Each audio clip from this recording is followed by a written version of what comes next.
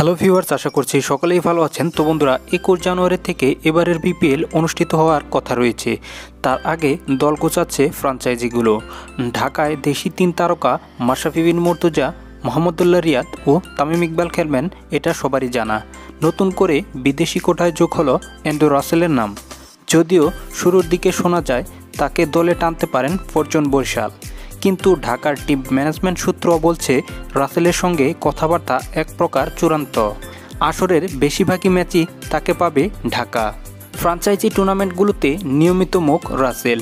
IPL, PSL সহ বিশ্বের জনপ্রিয় প্রায় সব ফ্র্যাঞ্চাইজি টুর্নামেন্টে দেখা যায় ওয়েস্ট ইন্ডিজের এই হার্ড হিটার ব্যাটসম্যানকে। বলে চমক দেখানোর পাশাপাশি ব্যাটিংয়েও তিনি সমান পারদর্শী। এদিকে ঢাকার জন্য নতুন স্পন্সর বেছে নিল বিসিবি। বোর্ডের নির্ভরযোগ্য সূত্রে জানা গেল, দেশের বেশ কয়েকটি নামী প্রতিষ্ঠান ঢাকার স্পন্সর হতে আগ্রহী। এর মধ্যে মূল স্পন্সর হিসাবে মিনিস্টার গ্রুপকে বেছে নিয়েছে বিসিবি। এর বাইরে ফুড পান্ডা ও নগদ থাকছে সহযোগী স্পন্সর।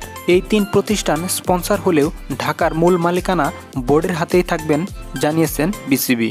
তো বন্ধুরা, অবশ্যই কমেন্ট বক্সে জানাতে ভুলবেন না এবারের বিপিএলে আপনি কোন দল সাপোর্ট করছেন। অবশ্যই বন্ধুরা, আপনার মূল্যবান মতামতটি কমেন্ট বক্সে জানিয়ে দিবেন।